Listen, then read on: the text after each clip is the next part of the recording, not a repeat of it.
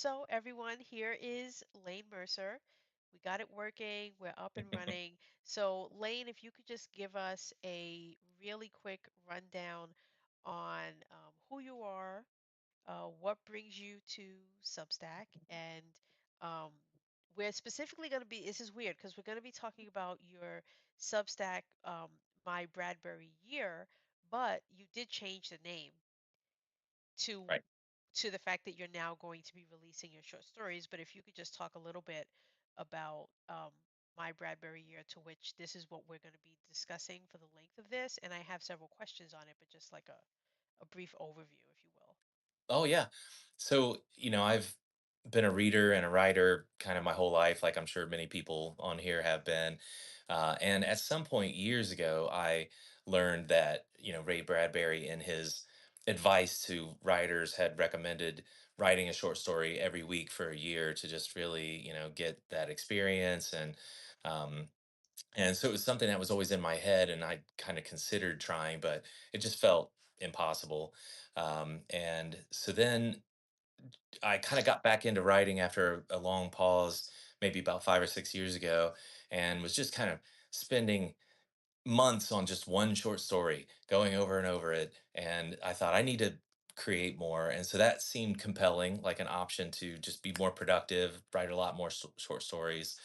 And then somebody on BookTube kind of mentioned the Ray Bradbury challenge.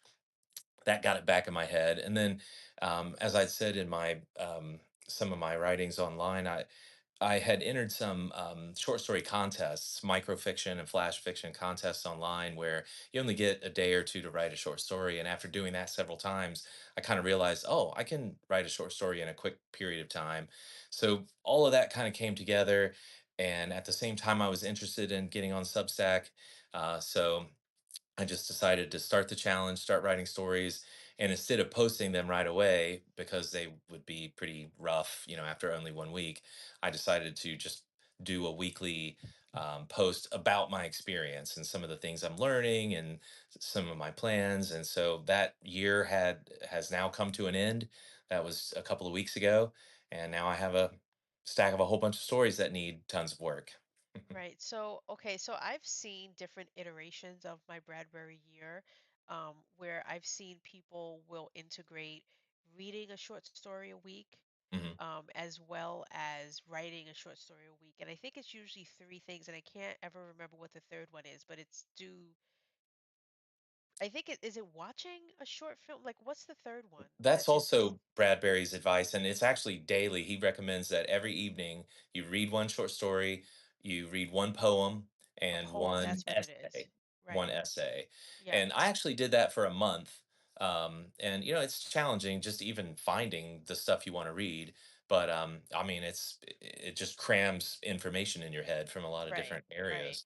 And of course, he was born during an era where, boy, I almost wish we had that kind of time where, yes, you could, sit down and read a short story, read an essay, read a poem, and still have time for tea and biscuits and, sitting by the fire and writing and Right. all of that good stuff. But now with the advent of technology and AI and all of these distractions, it's, doing that once a week is hard enough, let alone every Yeah. day. So when you heard about my Bradbury year, um, okay, I have like so many questions. So wait, let me rephrase that because they're all tumbling forward as I'm speaking. Um, let's start with why did you decide to write to share your process with each story instead of sharing the story each week? Where did that come about? It is a good question. I mean, part of it, the appeal of trying this, and it has been really cool, is the fact that usually when I would write a short story, I'd finish it and then right away just go on the second draft and third draft and just kind of be working on it over and over, sometimes for weeks. And I had read, of course, we probably all read On Writing by Stephen King, and one of his pieces of advice that always stuck with me was to finish the first draft of a story or a novel, stick it in a drawer, forget about it, let it sit there for 6 weeks, a month, or 2 months, 3 months, and then come back to it so you kind of got fresh eyes. Mm. So part of the appeal of this was I would write my first story of the year, put it on a pile, write a second story, put it on a pile, and I didn't look at those stories this whole year. And so just when I finished it and picked up story number one, I have not looked at that story for one whole year. Right. And there's something very cool about rereading your words from, I only spent a week with it, and now rereading something that is familiar but also kind of weird and strange. And it really has, I've already only messed with two stories, but it's already shown me that I'm not as precious with the things I wrote. It's much easier to just cut things out if they don't work. Mm, So that was one of the parts of the appeal, was I didn't want to see my own work for a year. And then the other part was just that after writing a story in the course of only 1 week, sometimes I would get a chance to revise once or twice before I just printed it and put it on the pile for a year later. But I just kind of didn't feel like it was in shape enough after 1 week to post it. I wanted to get another chance to come back to it and work on it before I shared it with the world. right. And so is that what your plan is? I assume that's what your plan is now. You changed the name and Yes. of your Substack. So now every week you're kind of now spending a week of editing, revising, and preparing it to now share it with us. Um, are you, and I haven't looked at the last 2 weeks. I think you're on week three now, I think. Week three or I'm four. about to post the second story Okay. today. So yeah. So I haven't looked yet, but are you spending any time looking back at what you wrote that first week about what your process was and what the story was about to kind of see, is your mindset still there? Is the story still the same as what it was? What did you change? And kind of give us another insider, another behind, I like to call it behind the story Mhm. view of how you've changed now that 52 weeks have passed. It is something that I've thought about. Each post that I've made about writing a story only hints a little bit about the idea of where the story came from and some of the things I learned from it. I also kind of reference, what I'm reading and what I'm watching and some information I've learned from some book about writing or things like that.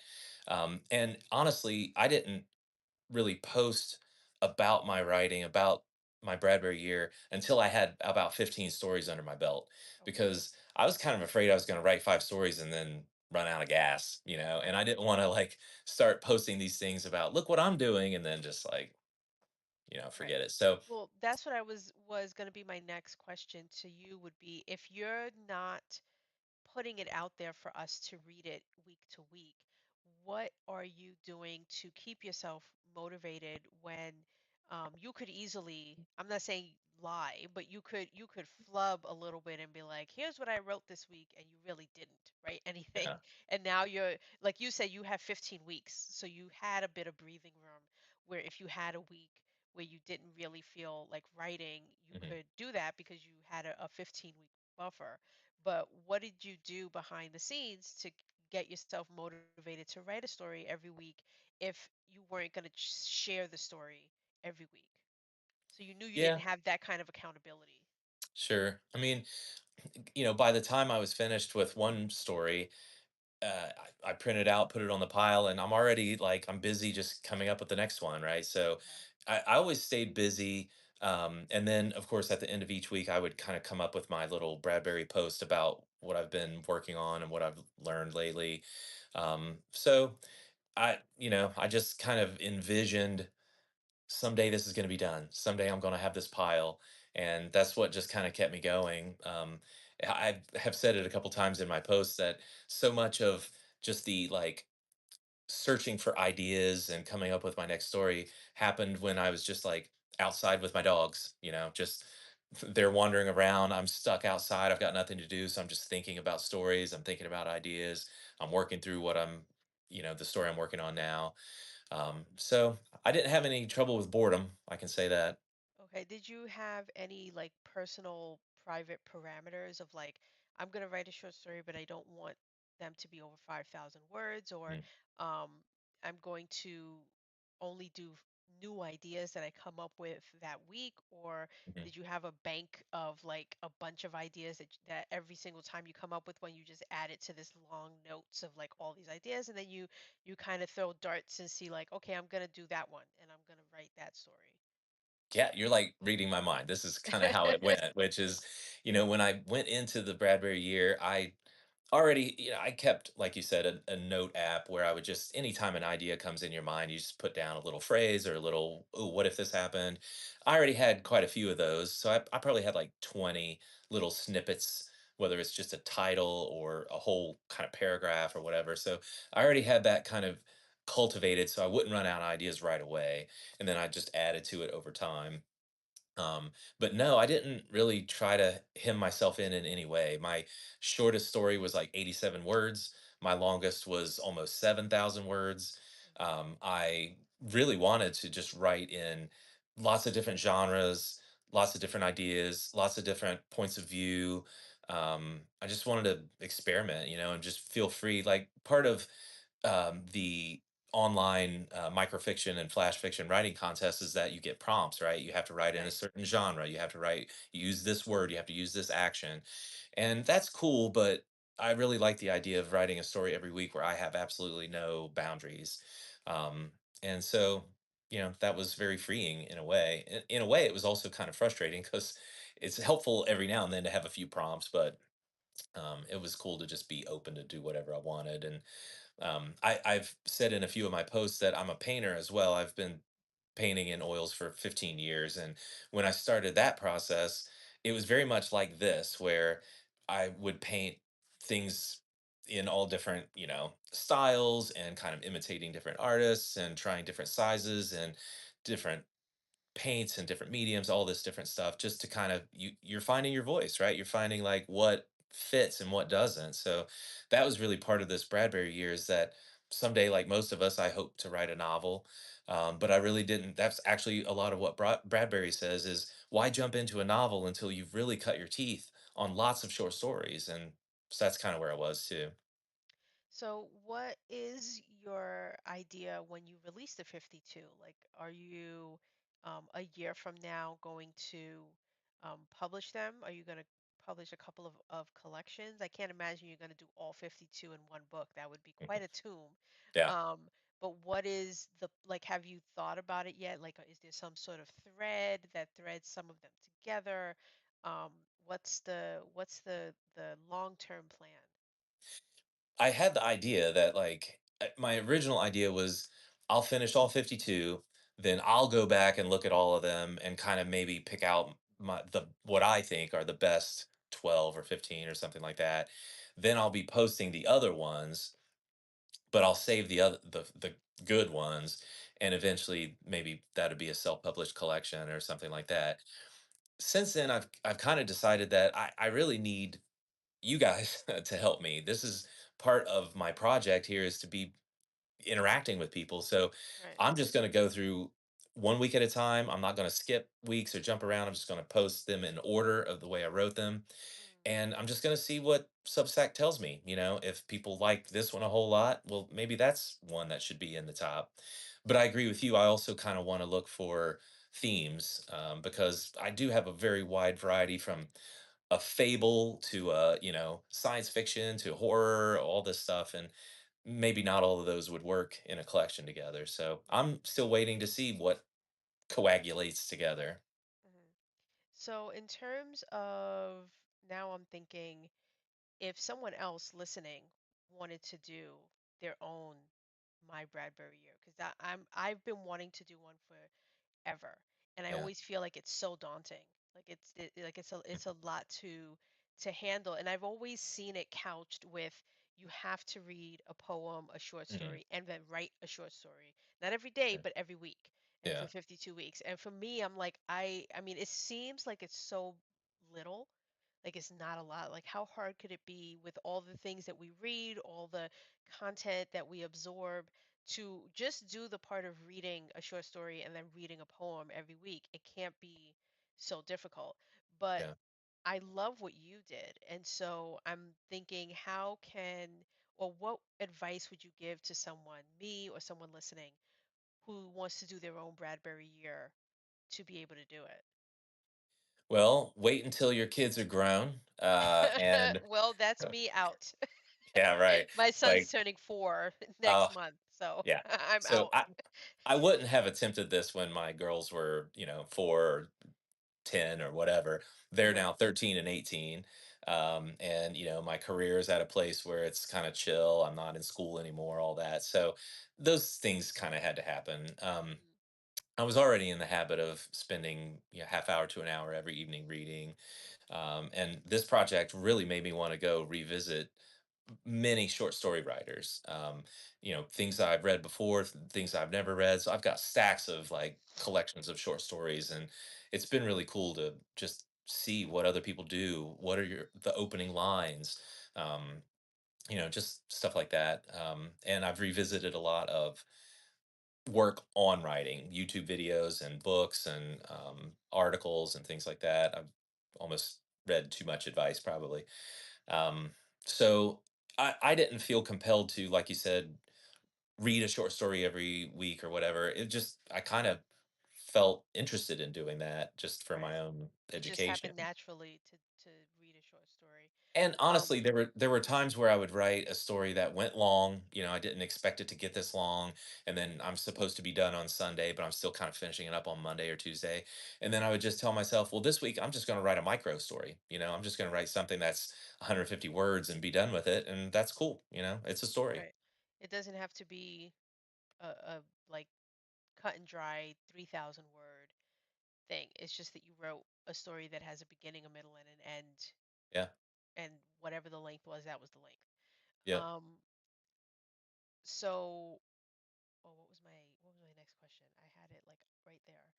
Um, will you do another Bradbury year?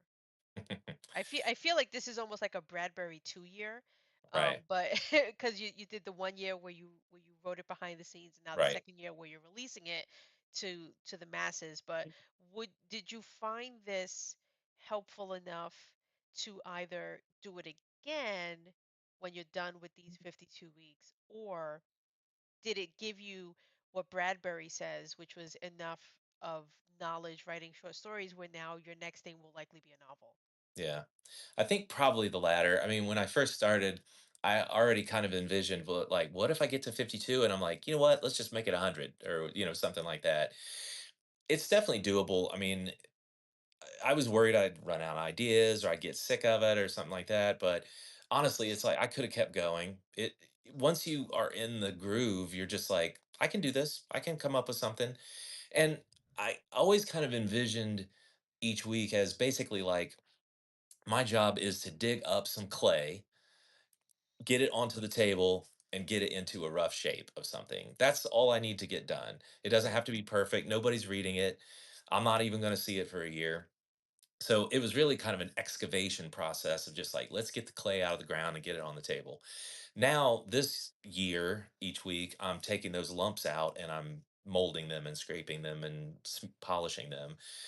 So it didn't feel like as much pressure to have like the perfect story or the perfect ending or anything like that. Cause I knew I would just tell myself, like, okay, I know that's not quite perfect, but 1 year in the future, me, he'll know what to do.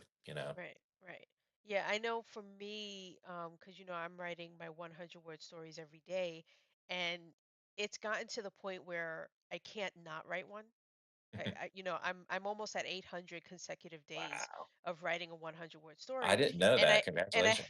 I know, and it went from being this cool thing to being this like amazing feat that I was conquering, to in the last couple months it's felt like a crutch, Hmm. and I didn't want that to happen. I didn't Yeah. want myself to fall back on, I don't need to write longer fiction because I'm the queen of 100 word stories, and I don't want that to be all that I ever am. Like, I'm Yeah. more than that. So at some point I had to reconcile and say I can do the fiction without just 100 words. So Yeah. I decided at 1,000 I'm going to stop Mm. writing it every day.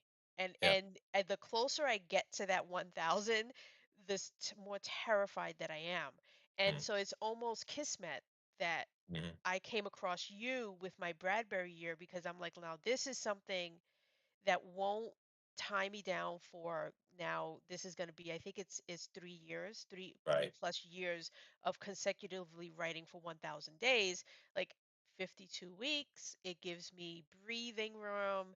You Hmm. know, maybe this is something that I can do in 2026 when I say farewell to 1,000, having written 1,000 of these, and now I'm going to move on to something different. So that's really like in a selfish way, I wanted to bring you to the masses of Top and Fiction so that they can hear about you if they didn't already know who you were.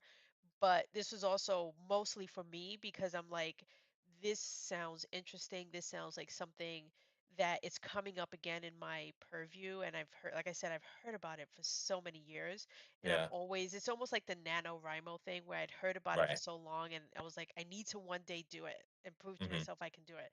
So, like, my Bradbury year is like, I think I need, that's a good, um, uh segue from what I've been doing to kind of okay, I did this and now I'm going to take a year. I'm going to have my Bradbury year and maybe I'll do, something similar to what you did where I'll just tell people every week about Hmm. what I wrote and I won't actually share what I wrote.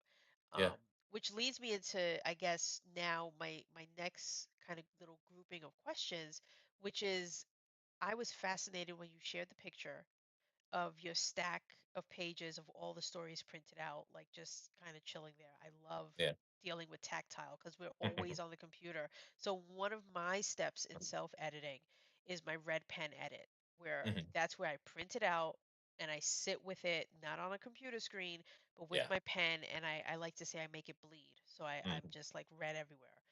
So what is your editing process? Like, how do you get your 7 days of you start with the story that you wrote a year ago, you get to the seventh day and you release it. What's going on in between?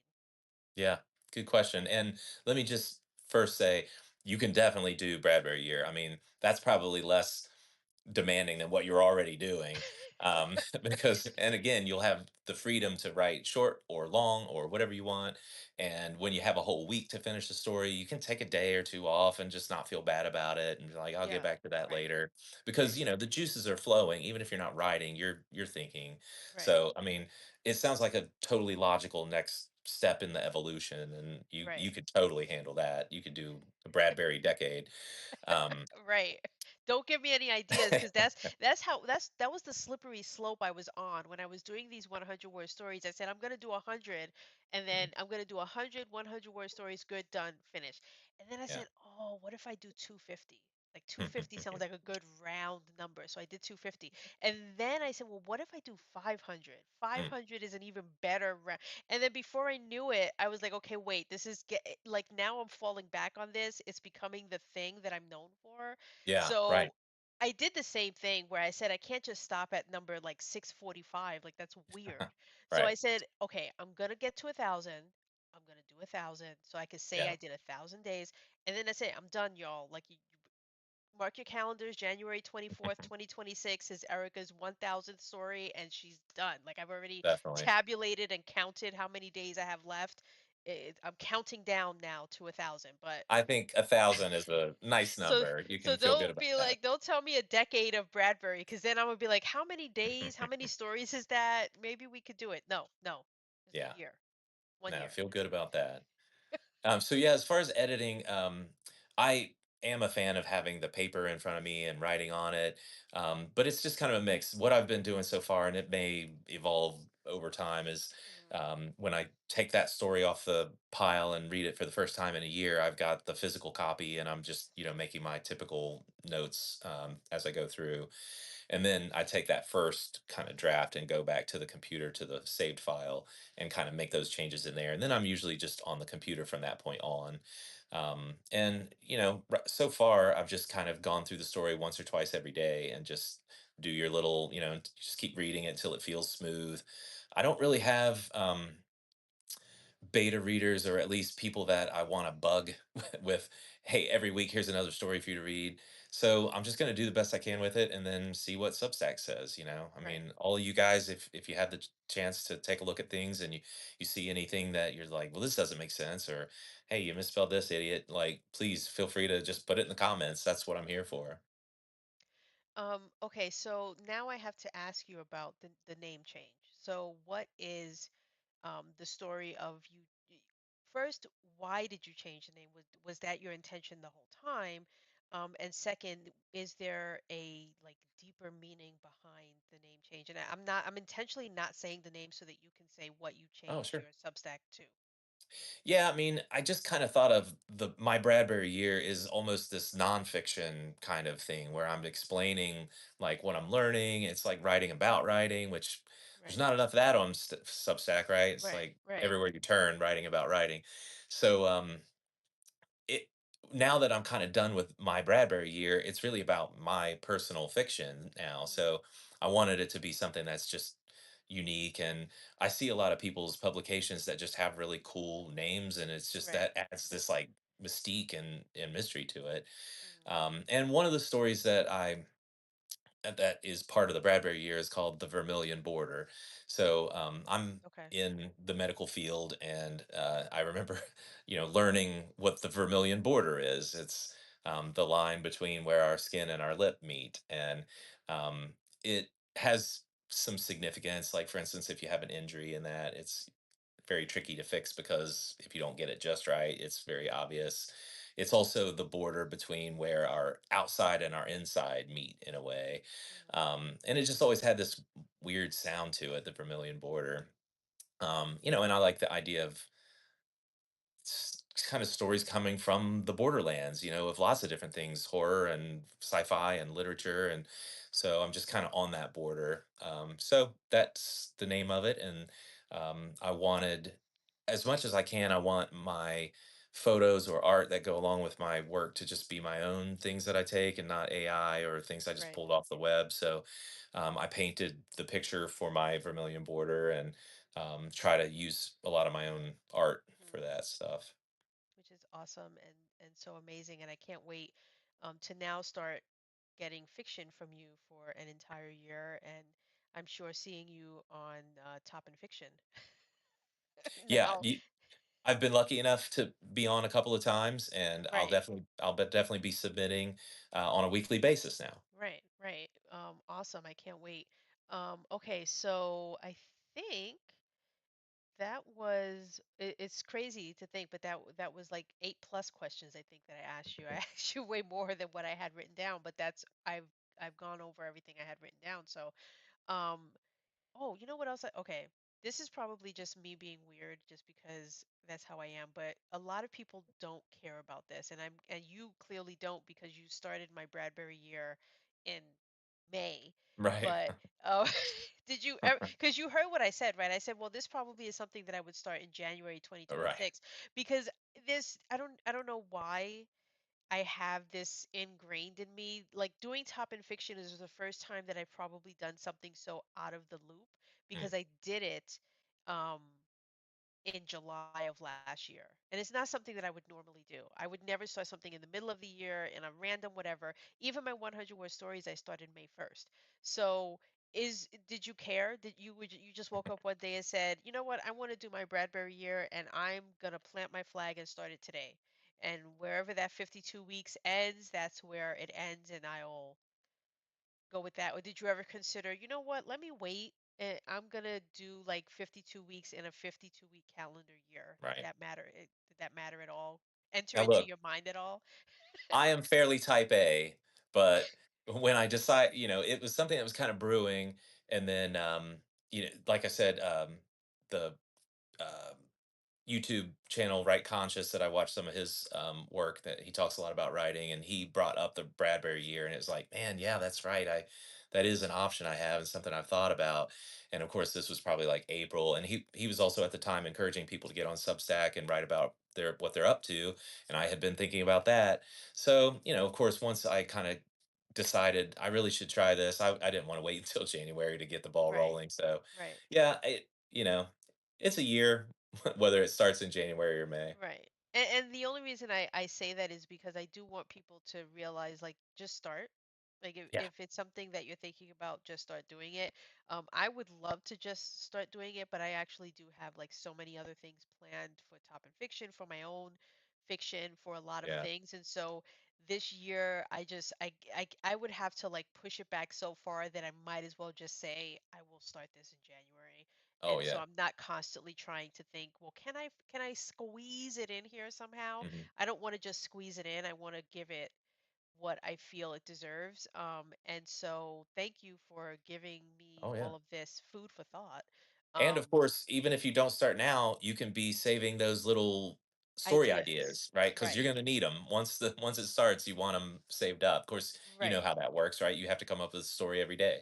I know, and I will tell you that if I didn't have what I've got behind me right now, but you can't really see, I've got like 70, 50, I don't even know how many tarot decks. Oh, yeah. And if not for these decks of tarot cards, it's what I use for my themes because Hmm. I can't just unfortunately wake up one day and say, "Here's my 100 words." No, I need something. I need a Yeah. visual, I need a word prompt, I need something. And to come up with one every single day for 1,000 days is a lot. Yeah. So yes, I will gladly be the first person to tell you that all of these stories came from somewhere. Something gave me the inspiration, whether it's the title of a Twilight Zone episode or whatever Mhm. it is, like that's where it came from. But yeah, I will take your advice on it, and when I do my Bradbury year, I'll let you know, and I'll say, Cool. Layne, I'm doing my Bradbury year. Help! That'll be exciting. When maybe many of those micro stories will become longer stories, you know? Right. That is another idea that I've flirted with a little bit. I have to go through all 1,000 to find the right ones, but that would make that would make for a longer piece. Yeah. But okay, so I think I want to say like let's have you back on when you're done your 52 weeks. I don't who Awesome. knows where we'll be in a year, but or maybe check in, in 6 months from now or something just to see how it's going. Yeah. And you might change your mind and say, you know what, I don't want to wait 52 weeks to release a collection. I think I've got one good to go right now. Maybe. I've got 12, after you've done 25, who Yeah. knows? And you might decide to, release something sooner. So if you do, Yeah. remember me, hit me up and let me know and say, hey, I've got a release going, and I will gladly have you on to promote it in any way, shape, or form. That's what Well, Topic Fiction is here for. and now I feel like I've got more time and to hopefully be part of more of the kind of Substack, collections and disruptions that are going on. I'm working on Right. my ICU story right now. So, Oh, awesome. I yeah. didn't even know that. Oh, absolutely. I So, didn't want to I didn't want to ask because I was like, he's working every week on now editing this stuff. I'm sure he probably doesn't have time to write something new. I'm trying. We'll see if it turns out worth it. But yeah, I want to try to, get involved in that. And just this is a chance now to kind of connect with more writers. And I love reading the writers that are on Substack and trying to comment and, just that's what it's about, trying to make more connections. So You know what? That would be a great last question for me to end on because you just brought it up. So you are going to try to still write new things while you're also editing the last 52 weeks worth of stories, or well, at least maybe. I try. mean, certainly for things like this that prompt me and I go, you know what, I would like to be part of that. I'll certainly try.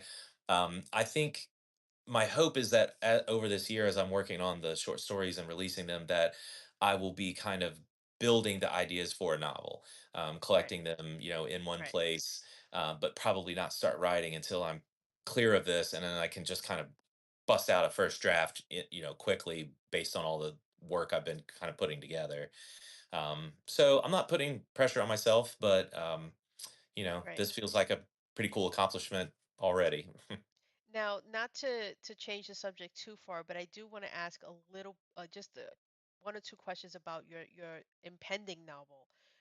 Doing this process like you've done, where you did the 52 weeks of just kind of giving us behind the scenes on what each week's story is about, and then releasing the story, is that something that you think you might consider doing, this process again, where while you're writing the novel, you're going to give us a little bit of behind the scenes on how like act 1 is going, or how the first 5 chapters are going, and then when you've got the whole book done, almost like a Bradbury year, where you did a Yeah. year and you did it, and then you did a year where you released the actual stories. Is that a format that you like, or do you want to try what a lot of people here are doing, where they're literally writing as they release? Where like there's a Mhm. different process for serializing on Substack. There's so many different ways. I'm actually going to do a surprise interview in a few months where I'm going to have people come on who serialize their fiction to show the different ways that it can be done.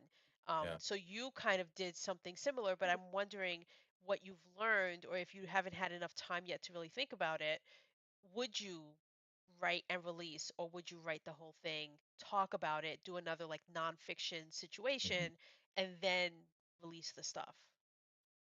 It's something I hadn't thought about much, and I guess it kind of depends on what that looks like, what the book looks like, if Yeah. it would work in a serial way or not.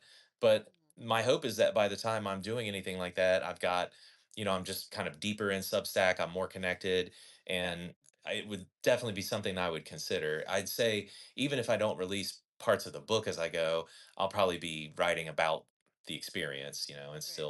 still probably doing short story stuff here and there.